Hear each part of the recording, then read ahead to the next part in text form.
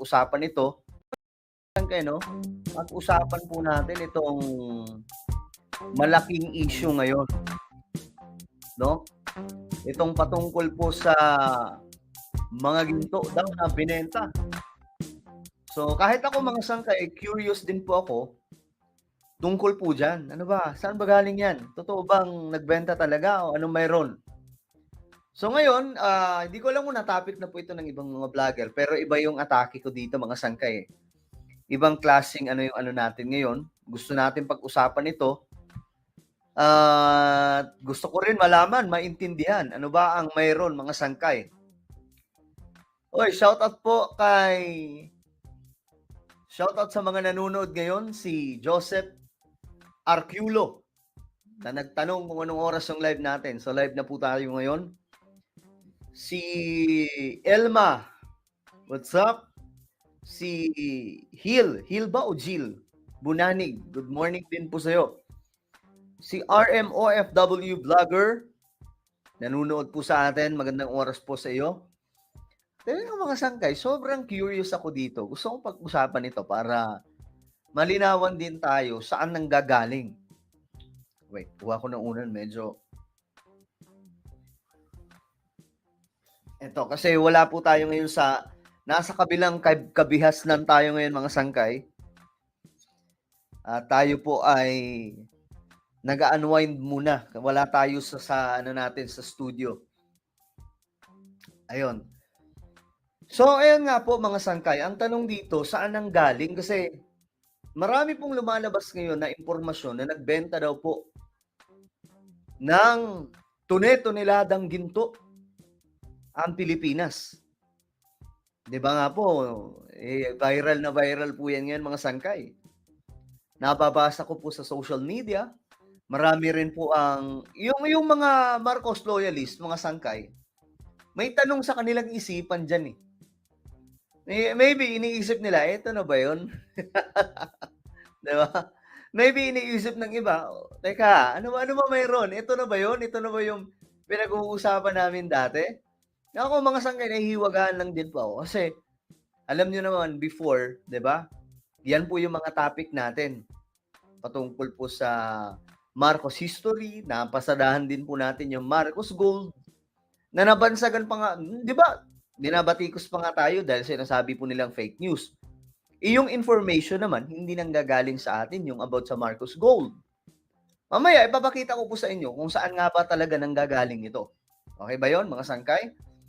So, bago tayo magsimula, paki-subscribe po muna yung ating YouTube channel. Ayan. Sa mga hindi pa po nakakapag-subscribe dyan, mga sangkay, teka lang, mali na ano natin, pindot.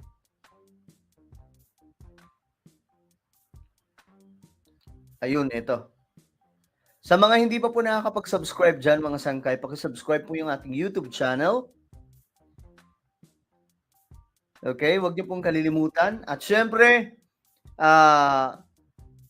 isa pa po, mga sangkay, lahat ng nanonood ngayon dapat nakapag-like na po sa ating video. Okay?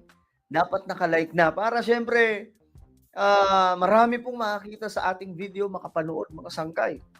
So, i-check nyo po muna. Ngayon, kung di pa po kayo nakakapag-like, pindutin nyo po yung like, pindutin nyo po yan para syempre magkaroon ng algorithm, mapanood din po ng iba. Okay? Para syempre may interaction tayo mga sangkay. Hindi naman basta comment, kundi nagla-like tayo. Hello din po kay Rosito. Kay Leia Dayaw, good morning din po sa iyo. Nanonood siya, galing pa itong Bulacan. Si Ruby Matibo, good evening po, sir, watching from Abu Dhabi. Uy, matindi pala itong mga nanonood sa atin, mga sangkay. Mga OFW karamihan po ata. Ayan, sabi po ni Ruel, Zyron, already like, sangkay, watching from Muntinlupa. Oy, maraming salamat sa iyo, kaibigan. Ito si Jack Ian. Shoutout naman po from Australia. Maraming salamat, Jack Ian, at shoutout sa iyo. Ayun, tapos na daw mag-like sino to? Si Maria Teresa. Salamat po. Okay guys, eto na nga po, pag-usapan po natin ito. But anyway, bago tayo magsimula, magsi-comment po muna ng #SolidSangkay. Okay, dating gawin mga sangkay, no? Mag-comment po muna ng #SolidSangkay kasama po ang inyong mga lokasyon. Sige, kasama po ang inyong mga lugar. Magsi-comment po muna ng #SolidSangkay kasama po ang inyong mga lugar o kung asan ka man ngayon. Go!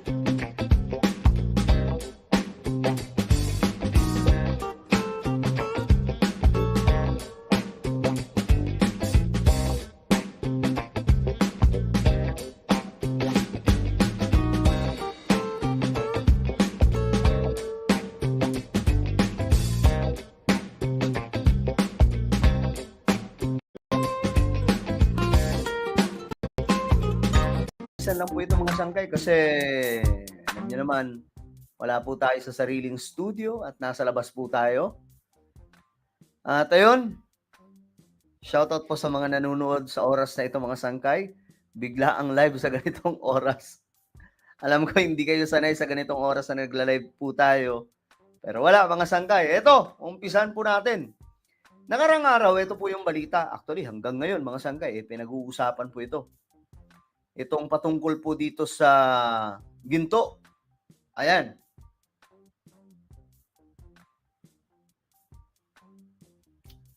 Ayan, ito yan mga sangkay, oh. Ayon po sa balitang ito, the Bangko Sentral ng Pilipinas on Monday defended the sale of its gold holdings in the first half of the year, saying this is part of its active management strategy of the country's gold reserves. So nagbenta daw po mga sangkay, ayan po, ilang tonelada, sabi po dito, Philippines sold 24.9 tons of gold. Mga sangkay. Ayan po ha. 2024. Ito daw po ay part ng strategy ayon po dito sa Bangko Sentral ng Pilipinas. So ito po ay nagiging usap-usapan po ngayon mga sangkay. Tingnan po natin yung mga nagko-comment. Ayan, marami po dito mga nagdedepensa. Marami rin pong mga nambabatikos mga sangkay. Ayan oh, baka goal niya ubusin sa pagbenta ng gold sa Pinas. Ayan po, sabi po nitong Abigail. Sabi naman dito ng isa, wake up, Filipinos must wake up. Ito po ay mga anti-government na nagko-comment. Hindi po nila naiintindihan kung ano po ang sinasabi ng Bangko Sentral ng Pilipinas, no? Okay, wait lang.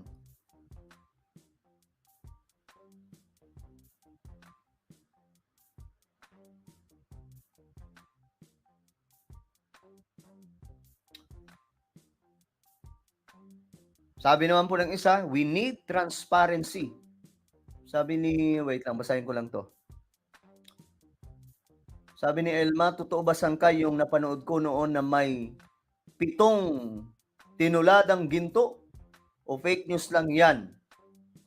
Yan, pag-usapan natin yan mga sangkay. Mamaya, papasadahan po natin yan. Basahin lang po natin itong mga komento. Hello din po kay VMB. Manuel, what's up? Moderator po natin yan. Okay, tuloy tayo mga sangkay. Ito po yung mga nagko-comment. Di yan iimbestigahan ng Senado. Kasi, alams na. We need transparency for this. Kailangan daw po ng transparency. Pero pagdating po kay VP Sara, ayaw nila ng transparency. Ang bira. Pero ako mga sangkay, kahit naman ako, gusto ko rin ng transparency, di ba? Naman may ayaw ng transparency. Pero kung mambabatikos ka lang, gamit po itong gamit po itong pagbebenta ng ginto, mga sangkay, na hindi naman po natin alam kung ano ang mayroon. Kahit nga ako, mga sangkay, ayon lamang po kung babasahin natin ang report dito, ito daw po ay bahagi ng estratehiya sa pagpapalago ng ekonomiya, mga sangkay, at kung ano man yon, yan po ang ating aalamin sa balitang ito. Ngayon, ito. Tingnan natin.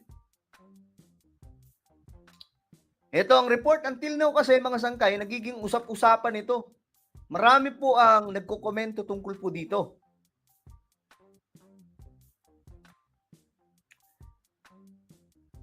Good morning din po kay Lalab Scott Doc. Nanonood po sa Canada. Okay. Ito. Sabi po dito sa balita, nagbenta ng 24.95 na toneladang ginto ang Bangko Sentral ng Pilipinas mula Enero hanggang Hulyo ngayong taon, na nagbawas ng reserbang ginto ng bansa ng 15.69% sa 134.6 tonelada. So, ibig sabihin, marami po ang binentang ginto, mga sangkay. May mga iba naman, sinasabi nila na bahagi po ito ng estratehiya kasi mataas daw po ang value ngayon sa market. Kaya binenta nila, mga sangkay. Well, tingnan po natin sa balita. Tayo naman, sa balita tayo, hindi po sa chismis ng mga anti-government. Ito. Tingnan natin dito, mga sangkay. Nagbenta, ito na ha, basahin po natin. Ayon sa Best Brokers, isang online aggregator, ito ang pinakamalaking pagbebenta ng ginto sa mga bansang nag-ulat ng kanilang mga aktibidad sa World Gold Council sa unang kalahati ng taon. Okay? Sige. Shoutout sa mga nanonood ngayon. Please, paki-like po ang ating video. Huwag niyo pong kalilimutan. Okay? Sinundan ito ng Thailand na nagbenta ng 9.64 tonelada. Bumaba ng 3.95%. Ito naman ang sumunod, Uzbekistan, na nagbenta ng 6.22 tonelada. Bumaba ng 1.67%. Mongolia, na nagbenta ng 1.33 tonelada, bumaba ng 22.6%. At Singapore, na nagbenta ng 1.18 tonelada, bumaba sa 0.51%. So sa madaling sabi, hindi lamang po Pilipinas ang nagbenta. Marami po. Pero mukhang dito, mga sangkay, lumalabas na marami po ang binenta ng Pilipinas sa mga ginto. So ano mayroon, mga sangkay? Kahit ako, yun din ang tanong ko. Saan gagamitin ang pera sa pagbebenta ng ginto? Isa pa sa tanong dyan, mga sangkay, saan ba talaga galing itong ginto? Diba? May kinalaman ba dito yung Marcos Gold? Di ba, mga sangkay, kasi usap-usapan po yan noon pa man hanggang ngayon, di ba? Naging usap-usapan po yan. Marcos Gold, pag sinabing Marcos Gold, naku po. Kaya nga po, masyadong maraming mga Marcos loyalist dahil po dyan. Okay? Ngayon, sabi dito, ayon sa BSP or Bangko Sentral ng Pilipinas, ang pagbebenta ng kanilang mga ginto na sinasabing ito ay bahagi ng kanilang aktibong estratehiya sa pamamahala ng reserbang ginto ng bansa. Okay? Sige. Tingnan natin. Tingnan natin, mga sangkay. Sinamantala umano ng BSP or Bangko Sentral ng Pilipinas ang mas mataas na presyo ng ginto sa merkado upang makalika ng karagdagang kita nang hindi sinasakripisyo ang pangunahing layunin ng paghawak ng ginto na kung saan ay insurance at kaligtasan. So yun ang rason mga sangkay. Okay? Wala nang ibang impormasyon. Yun lang, no? Ang rason, sinamantala daw po ang mas mataas na presyo ngayon ng ginto sa merkado. Alam nyo kasi mga sangkay, isa sa pinaka the best na wealth, kayamanan ay lupa at ginto. Yan po talaga yan mga sangkay. Kasi alam nyo, halimbawa na lang, magkaroon ng ikatlong digmaang pandaigdigan. Kapag may gera mga sangkay, ang pera, kung sakali magkakaroon ng World War III, ang pera po ay walang silbi. No, tinatapon lang po yan. Walang palitan ng pera pagdating po sa gera. Ano ang mayroon mga sangkay? Ginto. Yan mga sangkay ang mahalaga. Ginto at iba pang mga diamond. Ano pa ba mga sangkay? Iba pang mga treasure na hindi pera. Yan po yung may value mga sangkay tuwing merong digmaan. Kaya itong mga bansa, mga sangkay, kagaya po ng Pilipinas, mayroon po yung mga gold reserve. Yan po yung yaman ng Pilipinas, mga sangkay, na hindi po pwedeng mawala. Kasi just in case na magkaroon po ng mas malaking problema, mayroon pong yaman ang isang bansa, kagaya po nitong ginto. So, kahit po yung mga negosyante, mga sangkay, sa panahon natin ngayon, marami po bumibili ng ginto. Tapos mga sangkay, iniipon nila yan. Nilalagay po yan sa mga parang gold reserve nila mga sangkay.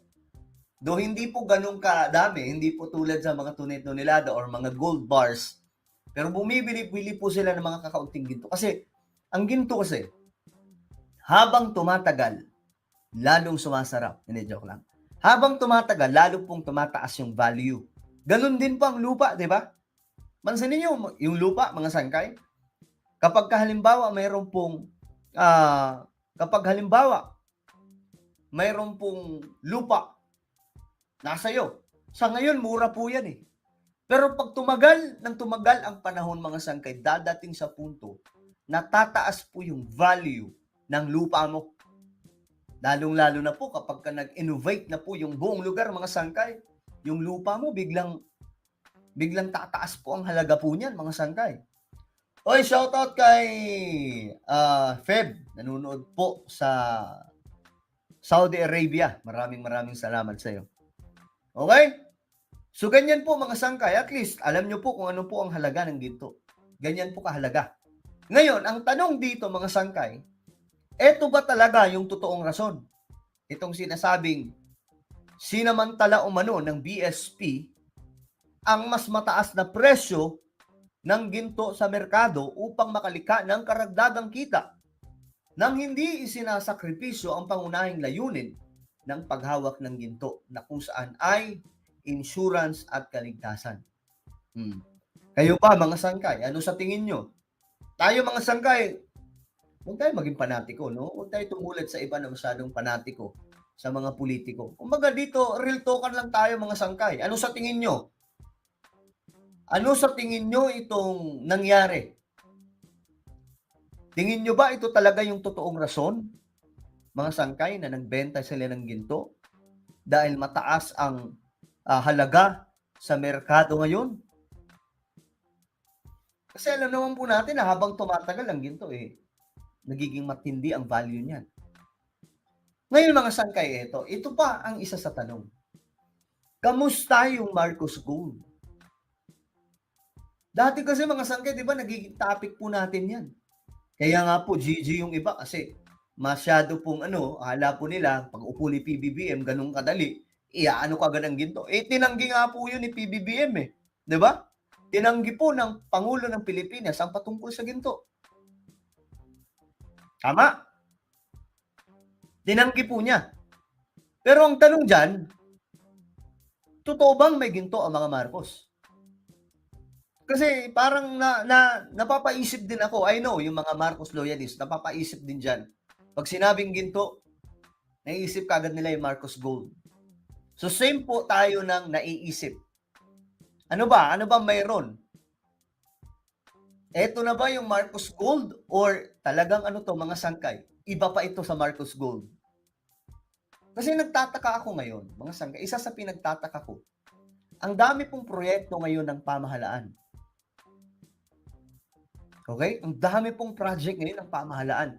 Hindi lamang po ninyo alam, mga sangkay, kasi ngayon, ang napag-uusapan, instead ng mga project, si Alice Guo, sino ba yun? Yung Cassandra, tapos dumagdag pa itong mga awayan ngayon ng mga senador, tapos dagdag pa si Inday Sara, dagdag pa si Duterte, si PBBM, at kung sino-sino pang mga tao.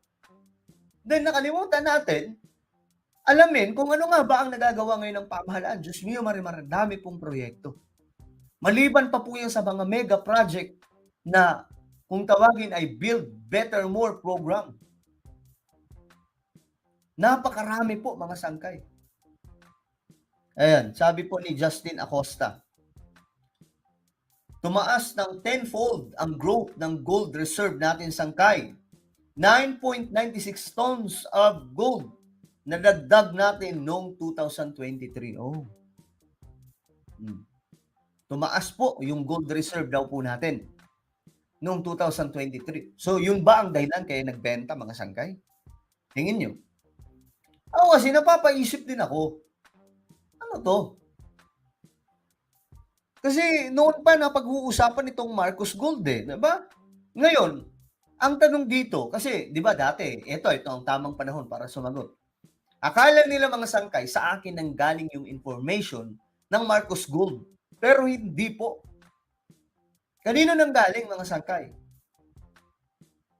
Ito, ang kwento ng Marcos Gold. Galing kanino? Kay Mel Tiangco. Ayan, mga sangkay.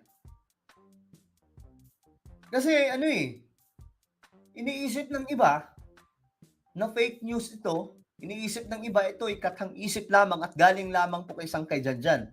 But original, mga sangkay, it's not, hindi po nanggaling sa akin. Ito po galing po kay Mel Tiangco sa kanyang documentary. Sabi ni Justin Acosta, nakapagbayad pa tayo ng utang noong 2023 ng 1.4 trillion. Oh, 'di ba? Isa pa po 'yan, Justin. Noon na ako ay nahihiwagaan, paano nakakabayad? Kasi ngayon, mga sangkay, hindi po katulad noon, 'di ba? Dati utang lang tayo ng utang, pero ngayon, mga sangkay, lahat naman ng mga bansa may utang eh. Baka akala po nila Pilipinas lang. Lahat ng bansa ay may utang. Pero ang pinagkaiba ngayon, nakakabayad. Eto ang dami po project ngayon. Yung isa nga po sa nahiwagaan ako, mga sangkay, yung nilibre po ni PBBM lahat na may mga utang sa lupa. Yung binabayaran po yung binabayaran po sa agrarian, ginawa pong libre ni PBBM sa lahat ng magsasaka. Isipin nyo kung ilang bilyon ang kikitain ng gobyerno dyan kung nagbabayad pa rin po yung mga magsasaka sa kanilang mga lupain. Well, pangarap po kasi yan pangarap po yan ni Ferdinand E. Marcos, yung tatay niya, na itong mga lupang to, maipamahagi. Kung alam nyo lang yung last will and testament ni Ferdinand E. Marcos, talagang mababaliw kayo kakaisip. Ang tindi po ng plano para sa Pilipinas. So, ang dami pong project. Ngayon, ito na, mga sangkay. Ito yung tamang panahon para pag-usapan natin itong Marcos Gold. Saan nang galing itong Marcos Gold na kwento? Kay Imelda Marcos. Okay? Kay Imelda Marcos. Sino yung unang naglabas na media tungkol po sa ginto, patungkol po sa Marcos Gold? Hindi po yan Taliano Gold, mga sangkay. Ito po ay Marcos Wealth or Marcos Gold. Unang naglabas po niyan na media ay si Mel Tiangco. Ito, panoorin po natin. Kala kasi nila galing kay sangkay dyan. Ito kasi may misteryo po dito sa Marcos Gold. May misteryo. Ang tanong niyan, mga sangkay, asan na? Napakaraming documents niyan mga sangkay. Kung hindi po ako nagkakamali, nasa 350,000 documents patungkol po dito sa Marcos Gold. So ang tanong diyan, asa na ngayon? O, panoorin natin para magkaintindihan po tayo. Nakilala sa kanyang karangyaan, kagandahan, magagarang sapatos, at sa minsang pinaglay niyang kapangyarihan. Siya'y walang iba kundi si dating unang ginang Imelda Marcos. Sa aking espesyal na huling pagtatanghal sa programang Powerhouse, nakapanayam ng inyong lingkod si Mrs. Marcos at ilang lihim ang ating nalaman. May ilang lihim daw ang ating nalaman. Again, hindi po galing sa akin. Kanino nang galing? Kay Mel Tiangco. Tingnan natin yung taon mga sangkay kung kailan ito nilabas. 11 years ago, inilabas ang video na ito. So, kung 11 years ago, 2024 na ngayon, mga sangkay. So, matagal na po, di ba? Kailan lamang po si Sangkay dyan nag-vlog tungkol po sa Marcos Gold? Ilang taon pa lamang po ang nakakalipas. Ito po ang pinakaunang naglabas ng information patungkol po sa Marcos Gold. O, gusto kong ilabas ito kasi napapaisip po ako tungkol sa binentang ginto. Tapos, marami mga project ngayon ng pamahalaan for PH program, namimigay po ng mga ambulansya, mga mobile clinic. Tapos, ano pa ba? Yung mga lupa ng mga magsasaka, nilibre po ni PBBM. Tapos namili po ng mga equipment sa mga magsasaka, mga advanced equipment na pagsaka, mga sangkay. Maliban dyan, yung may mga mega projects pa. Yung pamahalaan na part po ng Build Better More or BBM program. Tapos yung 4PH, ito po yung mga pabahay na mabibili ng mura lamang po, mga sangkay, mula po sa ating pamahalaan. So anong mayroon? No? Eto, panoorin natin para maintindihan natin. Hindi po galing kay Sangkay dyan yung information. Galing po mismo kay Imelda Marcos, galing po mismo sa documented interview ni Mel Tiangco kay Imelda Marcos. Kasi dito, pinasok po yung mga dokumento mismo ng Marcos Gold. Gusto Mo mismo sa marahil pinakatanyag na First Lady sa buong mundo, si Imelda Romualdez Marcos. Sa edad na 84, aninag pa rin ang gandang minsang na ikumpara sa US First Lady na si Jacqueline Kennedy. May mga chismis kayo daw ang unang-unang Pilipino na nakapag-stem cell therapy. Totoo po ba yun? I believe in it, and I was one of the pioneers in it. Hindi yun ang nagpapaganda. Ang dami kong nag-stem cell, pumapangit pa nga eh. Wag na. Hindi po kayo nagpapa-stem cell? Kung ako, magpapa-stem cell ako kung kailangan. Bakit hindi? I believe in it because it is not foreign. But ang importante dito, ang katotohanan nito, I started the stem cell in 1971. The good, the true, and the beautiful. Yan ang motto ng dating unang ginang. Ngunit ayon sa mga kritiko, nasobrahan daw ata sa beautiful. Alam mo ba yung sinasabi ko nga, pagka ang Pilipino, hindi sinasabi na good morning, good afternoon, buenos dias, buenos tardes, guten morgen, guten abend. We greet each other, magandang maga, magandang gabi, magandang araw, maganda. We're brainwashed to be beautiful. Are you saying that if the government pursues selling your jewelries, Ayan na, ito na yun, mga sangkay. you will seek legal recourse Yes. to that action? I'll go to the International Court of Justice. Yes, because What do you know? because Kung ano- I will be fighting for my people. This is beauty that I got for the Filipino people. This is not for me. Anong buhay ko? Ilan na lang ang buhay ko?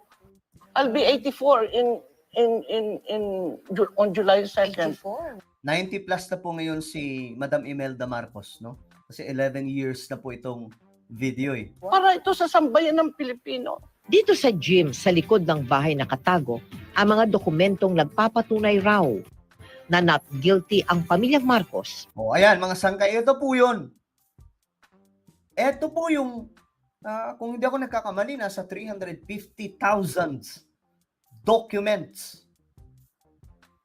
About daw po ito, mga sangkay, sa Marcos Gold. So ito po ay palaisipan. Gusto kong mag-isip din po kayo, mga sangkay, kung ano sa tingin nyo itong patungkol po sa ginto ng mga Marcos o asan na po ito ngayon. Pinapagalaw na ba ni PBBM or ano ba? Kasi dati, 'di ba nga, kaya po GG yung iba na dati mga sangkay kasi nung in-interview si PBBM, tumawa lang si BBM about po dyan sa Marcos Gold. Pero alam nyo mga sangkay, kahit sinong may ginto, hindi po talaga aamin yan. 'Di ba? Kahit sino makahukay ng ginto, hindi po niya sasabihin na nakahukay ako ng ginto. Common sense, mga sangkay. Hindi po nila sasabihin yon. Especially, ang pinag-uusapan po ditong ginto ng mga Marcos, anak ng tokwa. Tune-tunelada daw. Ayon po dito kay Imelda Marcos at sa documentary ni Mel Tiangco. O, panoorin po natin. Tungkol sa questionableng mga kayamanan. You're entering the documents of the trial of the century. Ito na yon mga sangkay. Kita nyo? Nakikita nyo yung mga bangko. Ayan, Hong Kong, Shanghai, Banking, Corporation. Napakarami nito mga accounts, mga sangkay. Ang pagkakaalam ko kasi, itong mga ginto daw po ay dineposit ni Pangulong Ferdinand E. Marcos sa napakaraming mga bangko sa buong mundo. Ganun po katalino si Ferdinand E. Marcos. Oy, good evening din po kay Edward Porlahe. What's up? Tuloy tayo. Oh. Here. 170 banks that Marcos deposited money on. No, diba? Natulala si Mel Tiangco dito sa sobrang daming mga dokumento tungkol po dito sa Marcos Gold. Just to show you the bill of lading. How much is $240 million. Oh my goodness. Is it million? Billion? billion? Billion? 240 billion? Only one ship. Grabe. Tingnan nyo mga sangkay. Kung paano nagulat si Mel Tiangco. Kung paano nagulat siya. Isang papel pa lang po yun Isang papel pa lang. Hindi pa po yung libo-libong mga dokumento na hawak nila. O, ulitin natin yung reaksyon niya. Sobrang tindi. $240 million. Oh my goodness. Is it million? Billion? Billion. Billion? 240 billion? Only one Kita nyo? Anong sabi ni Imelda Marcos? shipment. And these are plenty of 240 billion? only one shipment. And these are Sabi ni plenty Imelda of Marcos, shipments. Mrs. Marcos, sabi ni Imelda Marcos, isa lamang ito sa napakarami. At napakarami pa po niyan na nakapaligid mga sangkay dito sa bahay nila Imelda Marcos. Mga dokumento patungkol po sa Marcos Gold. And these are plenty of shipments. Mrs. Marcos, if we go by all of these, you are rich beyond compare. Oh, this will save the world. The world. The world. This is the reason why I want to survive.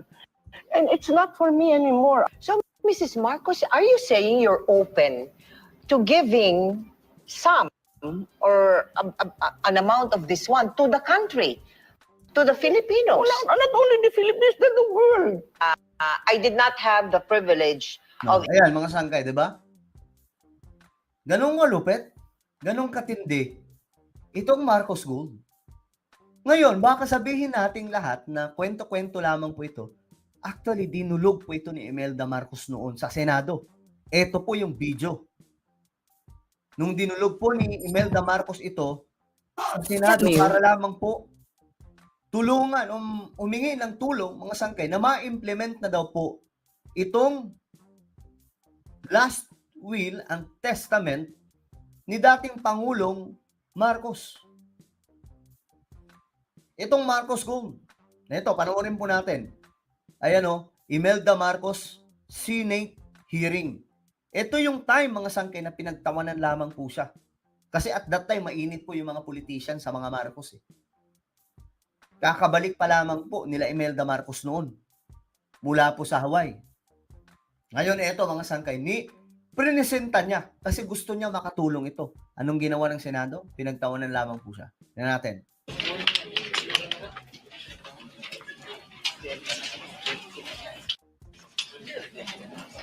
If you have a copy of that, Mrs. Marcos, the committee will appreciate it. Truth and nothing but the truth in this investigation before these two Senate committees. Thank you, ma'am. Please take your seat. Pero may harang mo tayo. But not for an interview, but just to show her the truth that this is not an interview. But the most urgent reason I was looking forward. Pakinggan nyo yung sasabihin ni Imelda Marcos kasi ito po ay patungkol sa paghingi niya ng tulong na ma-implement mga sangkay itong Marcos Gold o ito pong last will and testament ni dating Pangulong Marcos. Kasi mga sangkay, hanggang ngayon, hindi pa po ito natutuldukan itong patungkol po sa Marcos Gold. Hindi din. Naiintindihan ko din po si PBBM kung sasabihin niya na hindi ito totoo o kung sino man sa kanila. Sino ba naman ang aamin kaagad, lalong-lalo na kung presidente ka na? Na may mga ginto kami, marami kaming ginto. Di ba? Walang ganun, guys. Kahit ikaw makahukay ng ginto, di mo aaminin sa mga tropa mo na mayroong ginto. Di ba? Kaya nga po yung iba, di ba, mga sangkay, nagkakaroon po ng problema dahil sa mga ginto-ginto na yan, mga kayamanan. Lupa pa nga lang, di ba? Naku, marami po magkakamag-anak yung nagkakasira dahil sa lupa. Ginto pa kaya?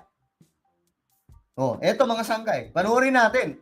Ito yung time na humihingi po ng saklolo si Imelda Marcos sa Senado. Para po dito para ma-release niya o kung ano man ang gagawin kasi di naman po wala tayong alam tungkol dyan mga sangkay patungkol po dito sa ginto na ito. Pero tingnan nyo kung paano po wala silang ginawa tungkol dyan. To my coming to this hearing of the Philippine Senate is to seek your help, honorable senators, to help me implement the last will and testament. To help me implement the last will and testament of the late President Marcos to enlist assets in the hands of trustees, to implement the Marcos Humanitarian Foundation, to implement the Marcos Humanitarian Foundation. Kasi ang plano po ni Pangulong Marcos mga sangkay, sabi po sa mga kwento, na kapag nakuha na daw po itong mga ginto na nakadeposit sa iba't ibang bangko, magkakaroon po ng implementation nito sa Pilipinas na hindi po mamimigay na pera mga sangkay, kundi pagagandahin ang buong Pilipinas. Lahat ng mga Pilipino ay magbe-benefit. Pero alam naman po natin mga sangkay na ilang taon, di ba? Bago po nakabalik ang isang Marcos. Ngayon nga po kay PBBM, ang dami pong kumukontra, di ba? Mga DDS. Ayaw po kay Ferdinand Bongbong Marcos Jr. Bakit? Kasi hindi nila gusto na magkaiba ang pamamalakad kaysa kay Pangulong Duterte. Ngayon mga sangkay, ito panoorin natin, tuloy natin. Humihingi ng tulong si Imelda Marcos, noon pa po ito. Matagal na pong panahon sa Senado. Kung hindi ako nagkakamali, panahon pa ata ito ni Ramos Tulungan na ma-implement ang last will and testament ni Pangulong Marcos. Ito, tuloy tayo. so that we can help the country in our economic crisis and help the Filipino people Okay? in their agony and suffering. Yan po ang goal. Tulungan ng lahat ng mga politicians na ma-implement ito. Pero alam niyo mga sangkay kung bakit hindi na-implement? Kasi nga po, nung time na yun, namamayagpag pa po yung mga anti-Marcos. Sila po ang hari at that time. Okay? Tanging yung mga Marcos loyalist ang buong-buo pa rin sa mga Marcos. Pero yung mga ilan sa mga kababayan natin, o marami, lalong-lalo na po yung mga politicians, yung mga politiko, ayaw sa mga Marcos. So, ang ginawa nila, hindi nila in-implement yan. So, ang nangyari, hindi na-implement ang Pilipinas nation, hindi po nanggaling sa akin, kundi galing mismo kay Imelda. Node ba, mga sangkay? Tapos may mga hinahanap sila doon, sinisira yung kisame, pinaguhukay yung lupa, kasi naniniwala sila na andun yung mga ginto. Ang hindi nila alam na dineposit daw po ni Pangulong Ferdinand E. Marcos sa maraming mga bangko sa iba't ibang mga bansa. Ayon po yun sa kwento. At ayun, mga sangkay, tumutugma ito sa sinasabi ni Imelda Marcos. O, tuloy natin.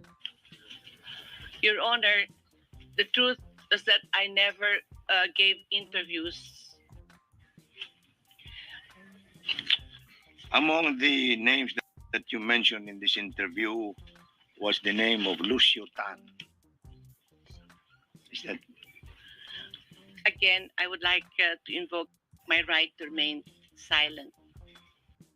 Would you kindly explain why your silence should be invoked on this questioning? First, Because of the name of Duavit. We are only interested what is the first name of Diba mga sangkay? Alam nyo ang dapat nilang gagawin dito? Alam nyo anong dapat ginawa nila dito? Tanungin na lang si Imelda Marcos, Madam, kung totoo ito, ano ang ating gagawin para magamit ito sa sambayan ng Pilipino? Dapat ganon. Pero mga sangkay, ang ginawa nila, tinanong nila si Imelda Marcos, teka lang, sino yung mga nabanggit mong pangalan? Ano ba itong mga to? Diba? Napunta na po sa kung saan mga walang kwentang tanong ang kanilang sinasabi. Dapat ang tinanong na lang nila, Ma'am, ano ang pwede namin magawa para yung last will and testament magamit natin at ma-implement natin sa sambayan ng Pilipino? Diba, mga sangkay? Tingnan natin. I-implement na lang, tanungin si Imelda Marcos, Ma'am, anong gagawin? Kapag na-implement yan, yan ang ayaw mangyari ng mga sumira kay former President Marcos. Correct. Ako, naniniwala ako dito sa komentong to. Ang dahilan kung bakit hinarang nila ito, hindi pinamumugaran ng mga anti-Marcos. Ayaw nila na makabalik at bumango ang pangalan ng mga Marcos. Di ba mga sangkay? O, tuloy natin. Tuloy natin ito. the same right, Your Honor. Someone who has so much, who had gone through so much. I knew that he was pretty rich, and that is why I was telling him, why are you in politics with all this wealth that you have? Early on almost on day one, I knew he had more money than people thought, than I expected that he had. Yes. And Share your lawyer's feeling that So ito mga sangkay, wala pong nangyari ng paghingi niya ng tulong sa mga politicians at that time sa Senado. Wala pong nangyari. So kung magtataka tayong lahat, bakit mahirap pa rin ang Pilipinas? Kung din alam.